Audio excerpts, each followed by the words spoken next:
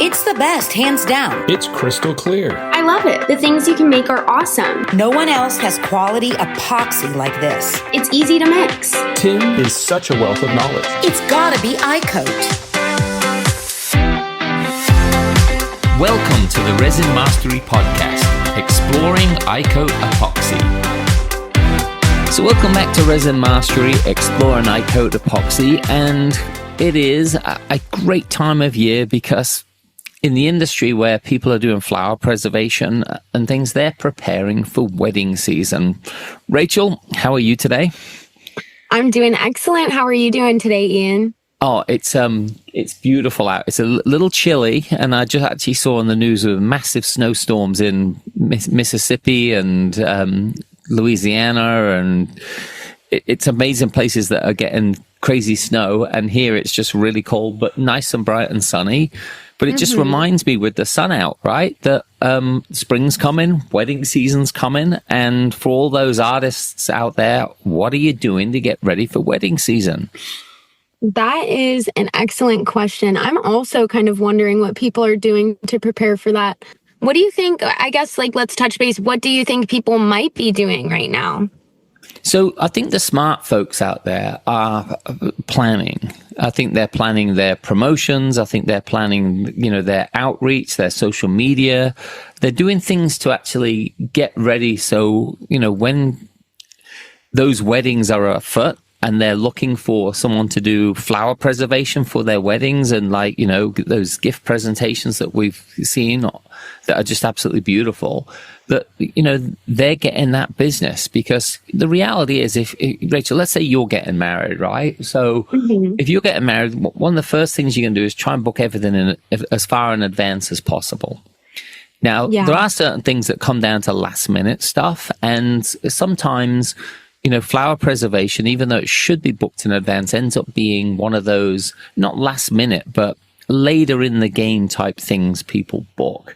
So, I'll ask you a question here. Let's say you as a bride getting married, what would be the type of preservation and memory type items that you'd want to save from that wedding?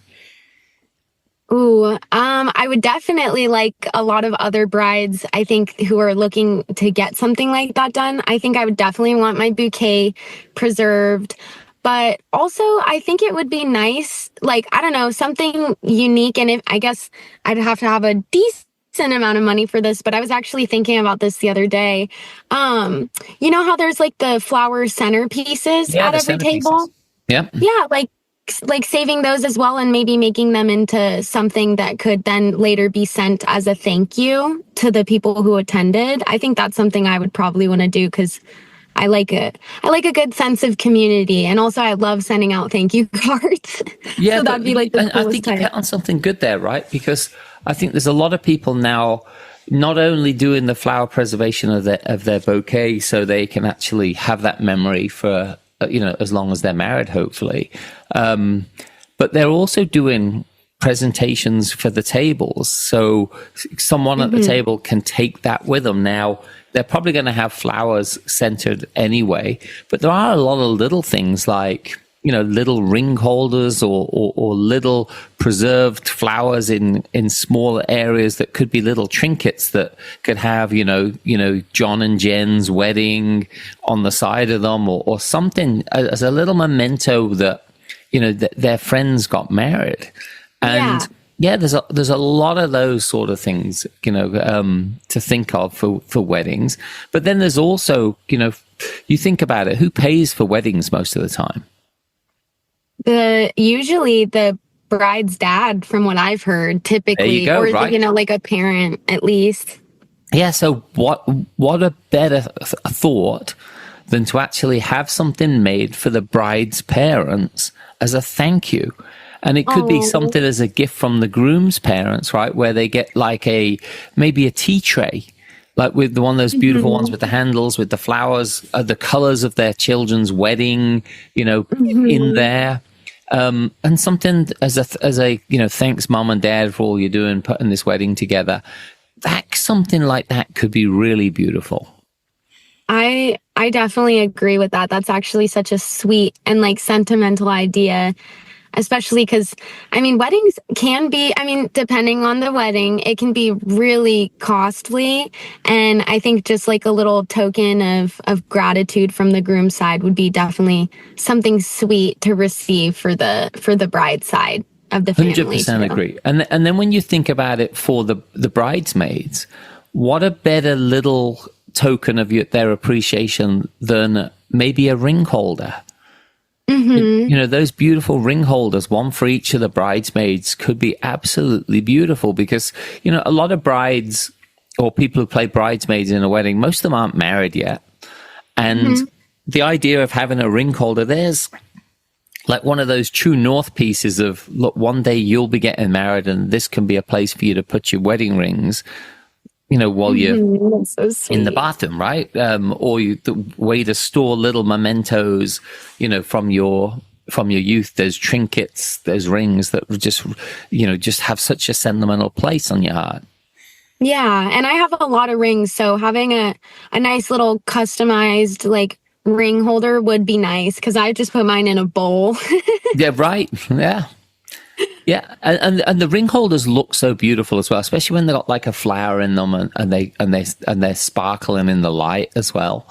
And again, if it's something that reminds you of one of your best friends who chose you as a bridesmaid to be part of their wedding, you know, I think that's just such a touching gift and something to actually make sure it's part of your planning for weddings. So let's think about this, Rachel.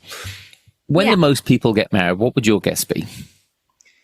Ooh, you know, my birthday month is October, and I hear that being a very, very popular, like one of the most busy times of people getting married is the fall. But I do know that a lot of people, you know, don't really always love the weather of fall, depending on where they are in the country. So I'd have to say the most popular, what I would say for like nationwide would probably be spring. Yeah, well, October is the month I got married, so I like your first guess. But you're right. Spring is, and actually I think you hit it before, spring and fall, or autumn as we call it in England. They are the two biggest areas where people get married. So basically March through May and also September through November are the most popular times. Now, you know, you and I talked before the show today about, you know, why people don't want to get married in the winter. And a lot of them are pretty obvious, right? The holidays. Holidays, Christmas, Thanksgiving, the freezing cold. You don't want to have goosebumps for the wrong reason on your wedding. No, you don't. Exactly. That's a great line. Yeah, exactly. You know, at the height of winter, the last thing you want to do is come from doing a lot of traveling to then have to go and travel again for Christmas or Thanksgiving. And also the idea that, you know, your wedding could be snowed out or just miserable. So yes, spring and fall tend to be the biggest times. Now, summer actually in certain areas still works because you get certain states like, you know, especially the northern states like Nebraska or up into Illinois or Montana and Idaho, you know, you get some beautiful, you know, summer days up there. So weddings can be good there, but a wedding here in Phoenix in July? Yeah, not ideal. Not in Arizona, at least. No. I would hate that. You'd be sweating off your makeup and the groom would be sweating for the wrong reasons. Once again, not the right conditions, definitely for a wedding. And the last thing you want is to have this is what I think about is stinky wedding dress, you know, because it's like you're gonna have to get that dry cleaned after that for sure. Oh yeah, absolutely. And doing that in the summer here. You know, the summer here is conducive to pools and very few clothing, let alone dressed in a tuxedo or a heavy wedding dress. You know, that wouldn't be the case. But, you know, spring and fall again here is actually big time. But, you know, weddings do go through. So what we want to say to all the preservation artists out there at the moment, either if you're running a business, and we did some great interviews with both Olivia Lee and Rachel Croxall with their businesses where they're doing preservation for weddings, they're very prepared people, Rachel. They're people who think it through. They've got their business set up, ready to go, so people can in advance know that they're in good hands when it comes to preserving wedding bouquets. But there's actually a lot of people out there who aren't very prepared or are just getting into the business. So what advice would we have for someone who wants to get into the preservation space and is getting ready for wedding season? Ooh, definitely you want to, well, first and foremost, if you're just getting started, make sure, I would say, that you have all of the right equipment that you're going to need, especially like right now before it starts, because I'm sure prices will rise on the equipment when it really starts to get into season and where people are scrambling to get it. But on top of that, making sure that like you check the things that you already have, making sure that your setup is like that you've got the right area, and that like any machinery that you have is, in good condition, that it's not going to break on you, maybe get a backup or something. I would say that's like the first step, since that's going to help you create in the first place. But what else would you add on top of that? Well, I think you hit on a lot of the good ones there, right? Because the last thing you want to do is take someone's bouquet or take someone's project and mess it up. So testing your equipment, testing that environment, making sure it's like dust free, making sure you can have an area that's closed off to keep mosquitoes and flies and everyone else out of the actual preservation. But also, going over, what are the latest best practices around doing a preservation? Is there better molds than you used the year before? Are there better vacuum chambers? Do you have enough product lined up? We had a few years ago where, there was a shortage of resin.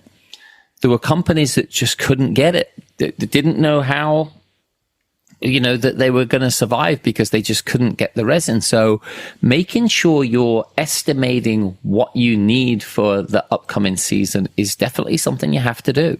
Do you need 100 gallons? Do you need 25 gallons? Do you need 5,000 gallons? These are different resource requirements that are going to mean different, different preparation. Because especially, where are you going to receive 5,000 gallons? If you got a place for it, is it safe? Is it temperature controlled? All the different things you need to know based on how much product you're actually getting. So, I think that you hit on some really good ones. But then, as I say, making sure product-wise you're good after that as well. Yeah, I think that that's a great point, because it doesn't matter how good your equipment is if you don't have the product to create either. So it's really everything. That's the thing too about owning your own business, and all the things that go into it is it can be tough. It can be sometimes a little overwhelming to make sure everything's in order. But it's definitely possible to set yourself up for the rest of the year and make sure that you've got all the logistics figured out. And I would say another good thing to keep in mind too is, all of that is not for naught if you don't have any customers. So I would say the next step after making sure product and equipment is ready is the marketing. Definitely like marketing yourself, making sure people know who you are, putting yourself out there on like social media. Sorry, it's a little bit dusty out here in Arizona right now. But yeah, making sure that like you're posting on your stories, Instagrams, any promotions that you might have set up for wedding season, or kind of just like seeing also like if, in your area there's a lot, or maybe it's not your area that you're going to have a lot of weddings at that time. So making sure that you're marketing to like specific other states that might not know you exist, I think is really important, because as a small business and in order to grow, you got to put yourself out there a lot. It can be Rachel, you tough hit on some good sometimes. points, really good points. Just for our listeners, my background's marketing, so I'm going to throw a few freebies out there for all of you that are into the wedding preservation space. Put together your hit list. Everyone from florists to wedding planners to people who provide goods for weddings. These are the people you've got to start now getting in touch with, because some of these people are going to want to refer business but not actually do the business. Some of them you may do a deal with where you pay them a little commission for turning you on to business. Others may just do it out of the goodness of their heart. But, definitely florists, because florists will probably be the first people that will get asked, do you do preservation? Then wedding planners, make sure the wedding planners in your area are well aware of your ability to turn around a great product. Now, make sure you got your pictures lined up. Make sure, like you said earlier, Rachel, your social media. That's a really big one, to make sure you've got all that sort of stuff lined up. And then make sure your website is in place, telling people exactly the service area you cover. If you listen to a few of the interviews that we've done with preservation artists, some of the things they'll say is that if you have to ship something too far, or especially if it's got to go across borders, now you're running into issues, especially where you've got flowers that are very delicate and can't be, beaten up through one of the major shippers for days. They need to be A to B pretty quickly. So yeah, they're the things you need to start to do. So put together a real hard and fast plan, and keep a lookout on our website as well, because if you visit the iCoat Products website and the artist side of things, where we cover flower preservation, one thing we're going to have on there is a best practices sheet for wedding preservation artists coming up soon. So yeah, it's going to be really fun, because, we want to make sure that the people using our product and who are doing these preservations are creative, they're skilled, and they're getting the job done right every time. It's one of the mantras of us. So we want to make sure that's being done. So Rachel, I've got a bit of a pop quiz for you now. Okay. What do you think? And actually, you don't have to name all 25 of them, but what would you think the most popular cities for weddings are in the United States? Oh gosh, that's a tough one, because I'm like, ooh, I'm great with the states. I'm not so good with the cities. Well, our home here in Arizona, Phoenix, is definitely a big one. I know I hear of tons of people wanting to do like the spring weddings out here, and like more so like the September through November weddings, because our weather is so nice and it's very sunny. It's good for pictures. So I'd say that's probably close to the top, but do you want me to give you the answer of where it is? What, like the very first one? No, I'm saying Phoenix is actually number 21 on that list of 25. What? Yeah. No way. Yeah, it's not at the top at all. Okay, you got another couple of guesses, but where else would you think? Ooh, well, definitely I would say, ooh, it's hard, because I'm blanking. I would say probably a few places in Florida would be good too. Maybe Tampa, Miami. You hit the nail on there. Tampa is number 4 on that list, and Orlando is number 1. But also dang. Miami is number 5. So at the top 5, 3 of them are Florida cities. Ooh, I have another one. I forgot about this one, but Vegas. I know number 2. Everybody loves either a quick or a slow wedding in Vegas. Like, it's nice and an Elvis wedding. Easy. Yeah, the Elvis wedding at the little chapels they have. So cute. Oh, you know what? Just thought of this. How cool would it be to get an Elvis head mold, that you could actually do a flower preservation in an Elvis head mold for people who got married in Vegas? Oh my gosh, that's actually such a good idea. Yeah, that's it. I'm going searching on the web. At the moment we finish this podcast, I'm going searching on the web for an Elvis head mold because I think that would be awesome. But just to give you a bit of a heads up on, no pun intended, on a few of the others, like Knoxville, Tennessee, El Paso, Texas, Tulsa, Oklahoma, Boise, Idaho, and St. Louis round out the top 10. So a lot of them are southern state cities. So obviously, climate becomes a big part of getting married. People want to actually stay in the warmer areas. There's not a lot of northern states like, other than Boise that's up there. Montana's not on that list. Not even Illinois is on that list as well, which is kind of interesting. But we'll also publish this on the show notes as well. So you'll get to see what those other cities are as well. So, Rachel, this has been a fun episode getting ready for wedding season. Any last thoughts? I would just say to all of our listeners that, you guys who may have been in the business for a long time, or even any of you guys just starting out, just be steadfast with the way that you're producing yourself, and you are marketing yourself.